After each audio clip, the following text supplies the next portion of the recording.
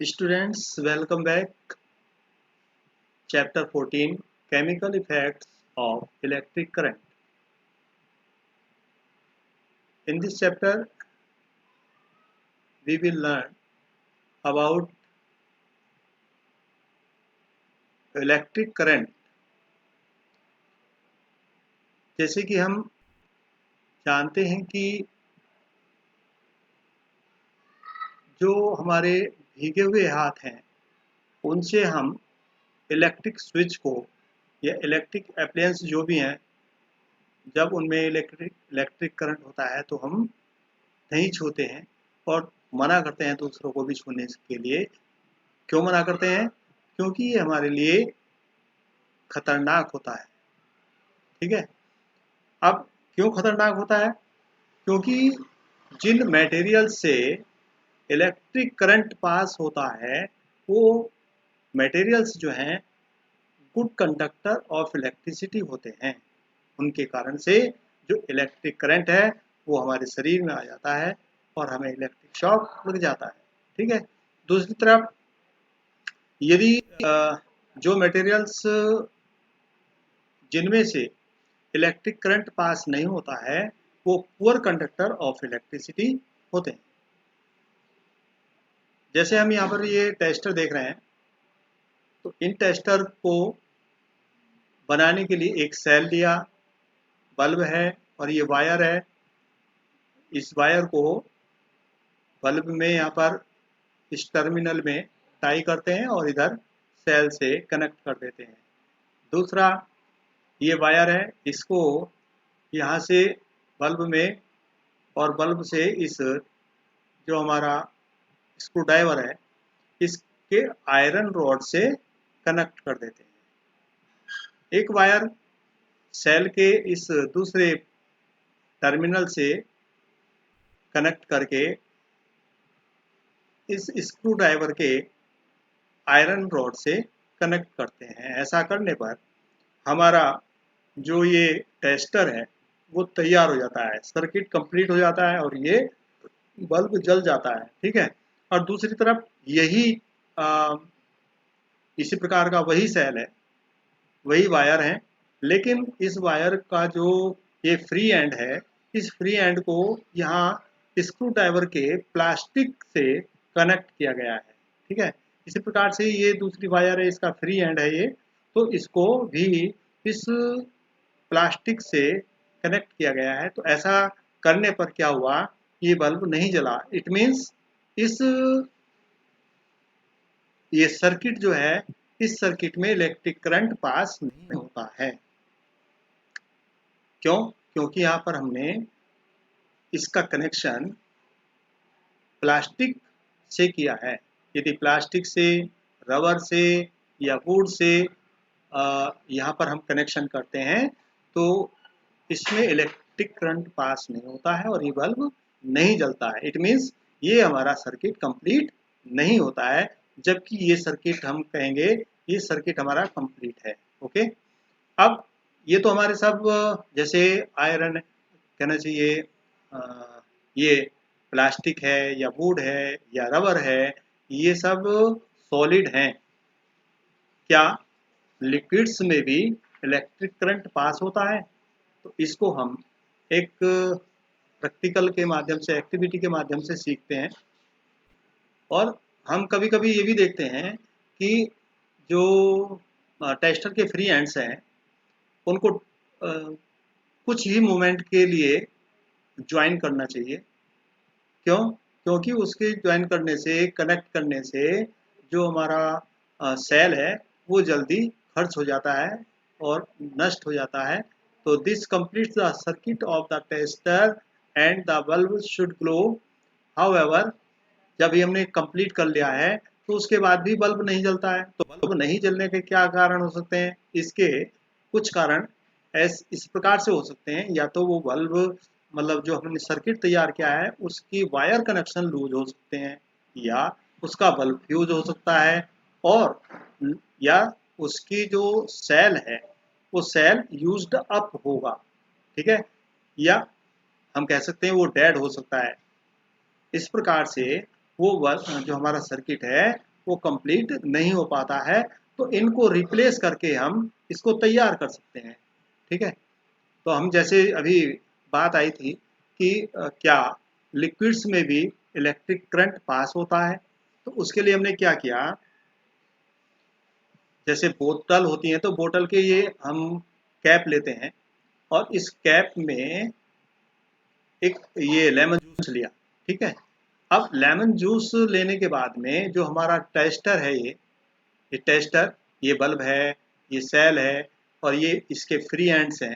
ठीक है, ये है और ये दोनों फ्री एंड्स हैं। तो हमने इसको लेमन जूस में डिप किया। तो डिप करने से क्या होता है, ये बल्ब बहुत डिमली जलता है। इसका मतलब इसमें इलेक्ट्रिक करंट पास होता है। और इलेक्ट्रिक करंट कितना पास होता है, मतलब कम पास होता है, इसलिए ये जो है डिमली जलता है। ठीक है, डिमली जलने का कारण यह है कि इसमें से इलेक्ट्रिक करंट कम पास होता है। इसकी जगह हम विनेगार का भी यूज कर सकते हैं, उसमें भी इसी प्रकार से इलेक्ट्रिक करंट कम पास होता है और बल्ब हमारा जो है ग्लो करता है। इसके जो फ्री एंड्स हैं, उन फ्री एंड्स को हमें बहुत देर तक इस लिक्विड में नहीं रखना चाहिए, क्योंकि जो हमारी इसमें इलेक्ट्रिक करंट है उसकी पावर कम हो जाती है। ठीक है,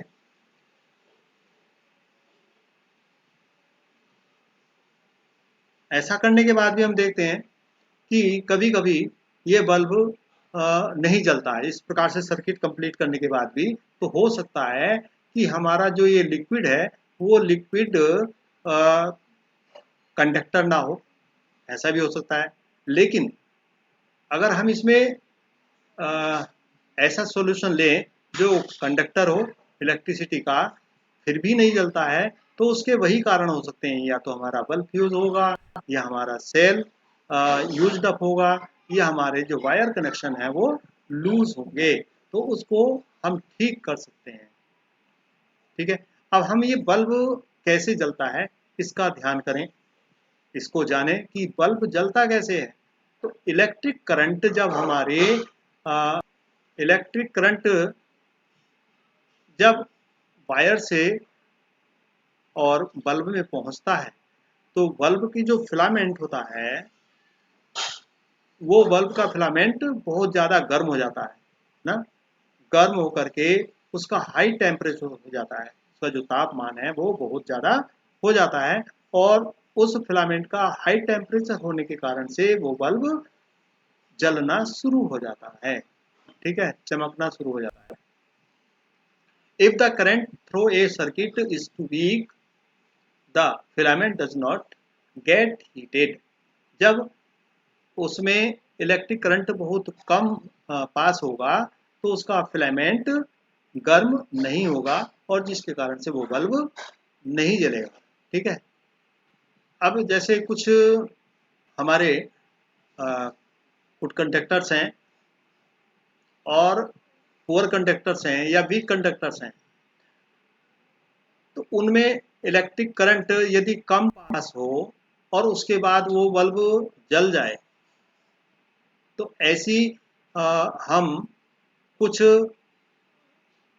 जैसे टॉर्च बल्ब है, टॉर्च बल्ब को अधिक करंट की आवश्यकता होती है। उसकी जगह पर हम जो ये एलईडी बल्ब होते हैं उनका यूज कर सकते हैं, लाइट इमिटिंग डायोड। तो ये क्या होता है, इसमें बहुत कम करंट पास होने पर भी ये बल्ब जलने लगते हैं। मतलब बहुत कम करंट पास होने पर भी इनको बहुत कम करंट की आवश्यकता होती है। ठीक है, तो इसको कनेक्ट किस प्रकार से किया जाता है, जैसे इसका लॉन्गर टर्मिनल है, इसको सेल के पॉजिटिव टर्मिनल से ज्वाइन किया जाता है।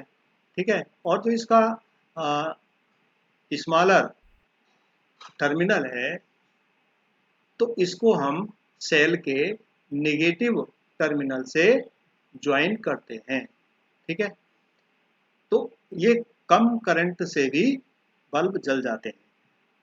इसके अलावा और भी हम दूसरी चीज ये ले सकते हैं, जैसे एक डिश, ये ट्रे ली, वुडन ट्रे, जैसे हमारी माचिस होती है ना, उस प्रकार की है।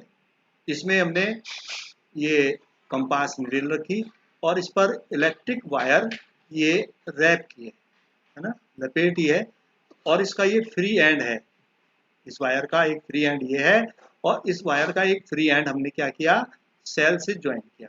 इस कनेक्ट करने के बाद में फिर एक वायर और ली, उसका ये सिरा हमने इस सेल से कनेक्ट किया और इसका दूसरा सिरा ये फ्री एंड है, ठीक है। अब हम इसको चेक करते हैं।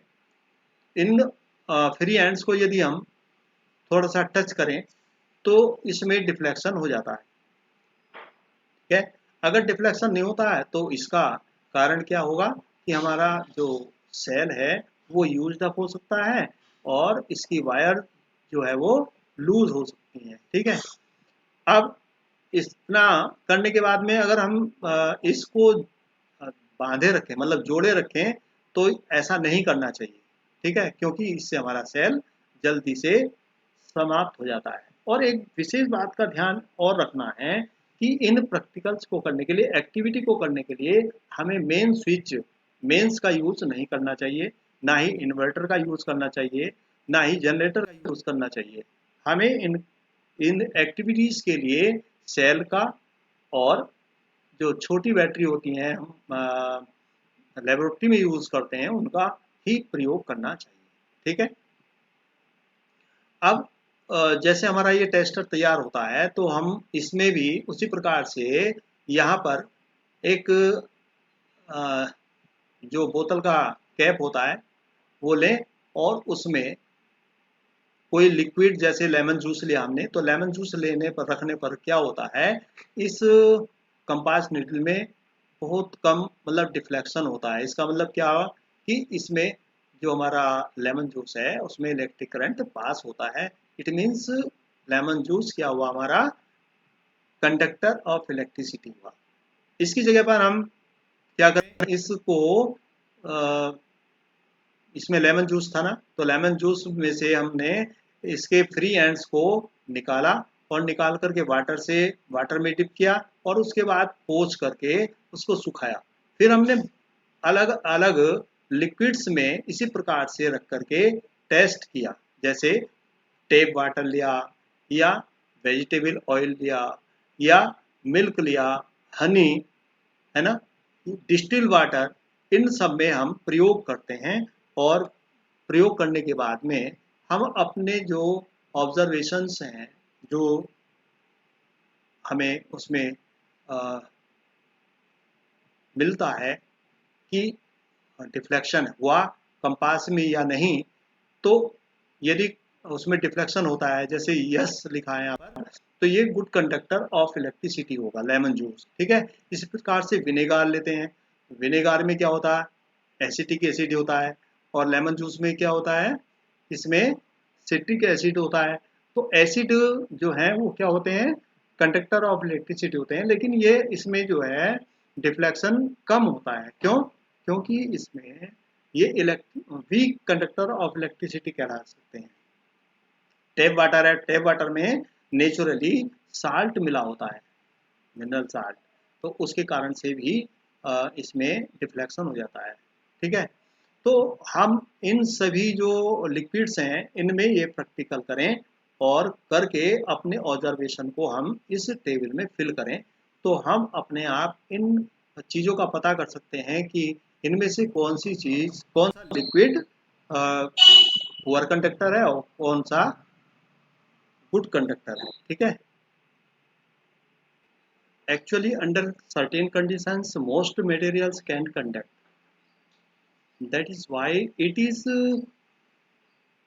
preferable to classify materials as good conductors and poor conductors instead of classifying as conductors and insulators. Actually, कुछ निश्चित कंडीशंस में बहुत सारे मटेरियल्स चालक होते हैं, कंडक्ट इलेक्ट्रिसिटी पास करते हैं। तो इसमें हम जो क्लासिफाई करते हैं इन मटेरियल्स को, गुड कंडक्टर्स और पुअर कंडक्टर्स, ठीक है। अच्छा होता है कि जैसे हम उनको क्लासिफाई करें कंडक्टर्स और इंसुलेटर्स, मतलब इंसुलेटर्स और कंडक्टर्स की जगह हम गुड कंडक्टर और पुअर कंडक्टर्स का यूज करें तो वो अच्छा रहता है। ठीक है, बहुत सारी कंडीशंस हैं ऐसी। तो जैसे हम क्या करते हैं, टेप वाटर लें, है ना, take about 2 teaspoonful of distilled water in a clean and dry plastic or rubber cap of a bottle। ठीक है, और क्या कर दें उसमें, हमने डिस्टिल वाटर लिया एक कैप में। डिस्टिल वाटर क्या होता है, वो एक प्रकार से हम कहेंगे पुअर कंडक्टर ऑफ इलेक्ट्रिसिटी होता है। ठीक है, और उसमें हम क्या करते हैं कि जो डिस्टिल वाटर लेते हैं, उस डिस्टिल वाटर में यदि हम एक चुटकी भर नमक डाल करके उसको डिजोल्व कर लें और टेस्ट करें, तो फिर क्या देखते हैं कि उसमें इलेक्ट्रिक करंट पास हो जाता है। इट मीन्स जो हमने उसमें साल्ट डिजोल्व किया है, उसके कारण से वो जो डिस्टिल वाटर है वो कंडक्टर बन जाता है। ठीक है, तो जो हमारा टेप वाटर होता है उसमें भी इलेक्ट्रिक करंट पास होता है। क्यों? क्योंकि उसमें नेचुरली साल्ट प्रेजेंट होता है, और ये साल्ट जो है हमारे मतलब ह्यूमन हेल्थ के लिए भी बहुत लाभदायक होता है। ठीक है, तो आ, हम ये भी कह सकते हैं कि when an electric current flows through a conducting solution, तो जब एक इलेक्ट्रिक करंट किसी सॉल्यूशन में, कंडक्टिंग सॉल्यूशन में पास किया जाता है, तो उसमें इफेक्ट उत्पन्न होता है। उस इफेक्ट को हम क्या कहते हैं, केमिकल इफेक्ट। ठीक है, तो अब हम chemical effects of electric current के विषय में पढ़ेंगे। ठीक है, तो chemical effects of electric current. ठीक है, तो इसको प्रूव करने के लिए हम ये पता करते हैं, जैसे कि effect does the current produce when it flows through a conducting solution. जब करंट को किसी कंडक्टिंग सॉल्यूशन से पास करते हैं, तो उसमें क्या क्या इफेक्ट होते हैं, उसको दिखाने के लिए एक ये एक्टिविटी है। इस एक्टिविटी में हम क्या करते हैं, जैसे ये टेस्टर है, इस टेस्टर के फ्री एंड्स को क्या करते हैं, ये 2 रेड रॉड्स हैं, कार्बन रॉड्स, जैसे हमारे सेल होते हैं ना, उन जो बेकार सेल हो गए उनमें से इनको निकाल लेते हैं, और निकाल करके इनकी जो मेटल कैप है, इन मेटल कैप को अच्छे प्रकार से रगड़ करके साफ कर लेते हैं, और इस पर जो ये फ्री एंड्स हैं वायर के, उनको अच्छी तरह से लपेट लेते हैं मेटल कैप पर। ठीक है, अब जो ये कार्बन रॉड हैं, इन कार्बन रॉड की जगह हम आयरन नेल भी ले सकते हैं।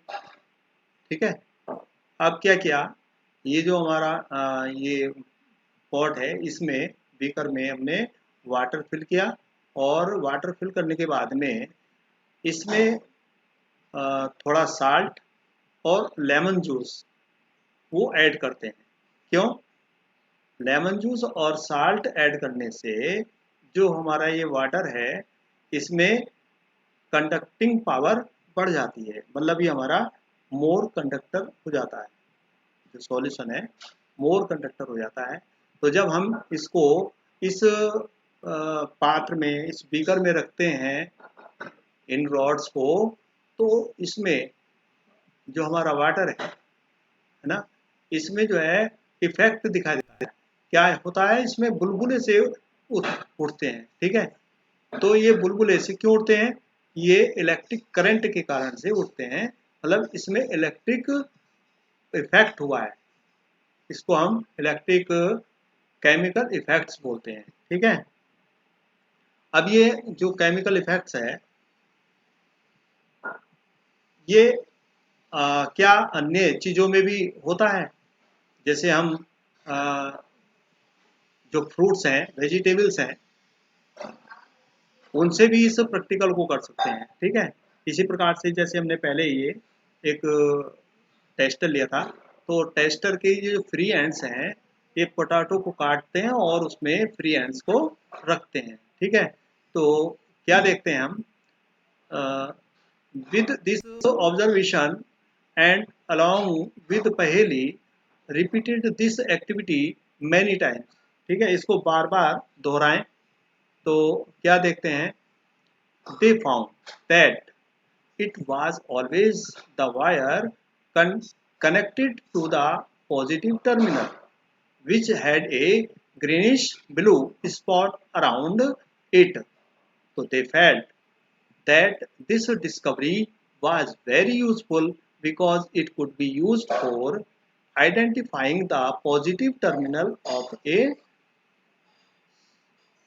cell or a battery. ठीक है, so they decided to report their finding to a children's magazine. तो जैसे हमने ये फ्री एंड्स इस पोटैटो में रखे, तो क्या होता है, इसमें इलेक्ट्रिक करंट फ्लो होता है और यहाँ पर ग्रीनिश स्पॉट बन जाता है। तो ये शो करता है कि यहाँ पर इसका जो है ये पॉजिटिव टर्मिनल से कनेक्ट है। ठीक है, तो हम देखते हैं इस प्रकार से कि विभिन्न जो हमारे सॉल्यूशंस हैं या वेजिटेबल्स हैं उनमें भी इलेक्ट्रिक करंट पास होता है। इसको हम केमिकल इफेक्ट बोलते हैं। ठीक है, अब नेक्स्ट वीडियो में हम इसके यूजेस पढ़ेंगे। Thank you.